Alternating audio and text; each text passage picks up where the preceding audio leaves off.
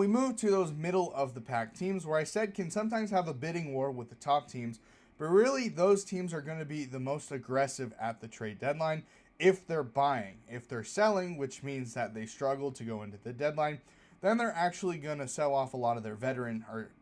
expiring contract players to some of those top teams or other teams that they don't think are going to succeed but want to buy, simply so that way the season is not a total loss, because then they'll have some good prospects going into next season that hopefully can contribute to the team. Now, for those teams, like I said, that are buying, they are going to be more aggressive at the trade deadline because of either ownership pressure or other pressures that may be, or simply put, they just feel as an organization really good to go all in. And some of those teams might make a series of moves where they deal a lot of their top prospects, kind of unloading their farm system to other teams in the league, simply for them to get a bunch of rentals and veterans to increase their chances of success this season, that they believe they can make a long-term postseason run. But normally when that happens, it's kind of a shock to fans and people in the media, simply because it's unexpected, because they've struggled in the season but really make a push. You've seen that with a lot of teams recently, not all of which who make a lot of trades at the trade deadline.